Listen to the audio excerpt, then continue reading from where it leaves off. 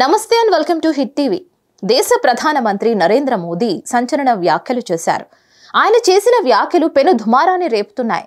కీలకమైన ఎన్నికల వేళ ఆయన నేరుగా మైనారిటీ ముస్లింలకు కాంగ్రెస్ పార్టీ మద్దతుగా నిలుస్తుందన్న విషయాన్ని ప్రస్తావించడమే కాదు, ఈ సందర్భంగా ఆయన నోటి నుంచి వచ్చిన మాటలు పెను దుమారాన్ని రేపేలా మారాయి.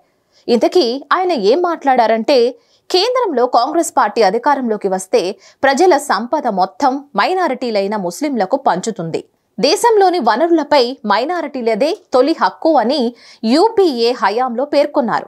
ప్రజల వద్ద ఉన్న బంగారంతో సహా సంపద మొత్తం సర్వే చేసి అందరికీ సమానంగా పునః పంపిణీ చేస్తామని కాంగ్రెస్ తన ఎన్నికల మేనిఫెస్టోలో చెప్పింది. దేశ సంపద మొత్తం చొరబాటుదారులకు, ఎక్కువ మంది పిల్లలు ఉన్న వారికి పంచే అధికారం ప్రభుత్వాలకు ఉందా అంటూ వ్యాఖ్యానించారు. రాజస్థాన్లోని జాలౌర్, భీన్మాల్ తో పాటు బాంస్వాడా ఎన్నికల ప్రచారంలో మాట్లాడిన ప్రధాని ఈ వ్యాఖ్యలు చేశారు.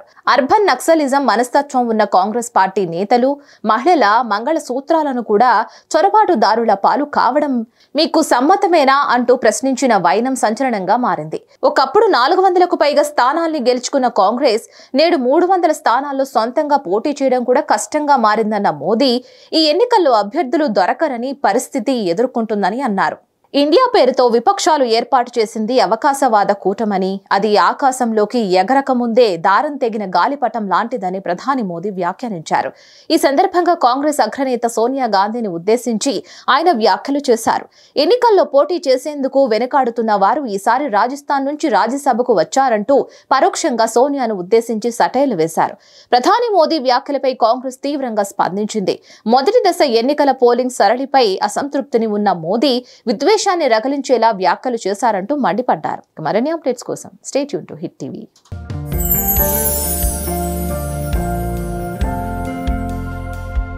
లవ్, ఈ అందమైన 4 అక్షరాల బారిన పడని మనిషి ఉండరు, మనసు ఉండదు. ఈ లవ్ కొంతమంది జీవితానికి సరిపడా మధురమైన అనుభూతులను అందిస్తే,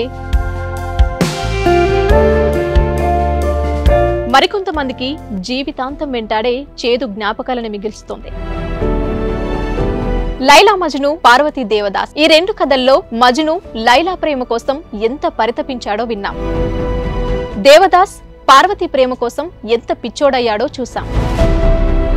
కానీ లైలా మజ్ను ప్రేమ కోసం ఎంత ఆరాటపడిందో మనం ఆలోచించలేదు. దేవదాసు దూరమయ్యాక పార్వతీ పరిస్థితి ఏంటో మనం అర్థం చేసుకోలేదు. ప్రేమ నుండి పెళ్లి వరకు వెళ్ళలేకపోయినా ఎంతో మంది అమ్మాయిల బ్రేకప్ స్టోరీస్తో మీ లవ్ టుడే.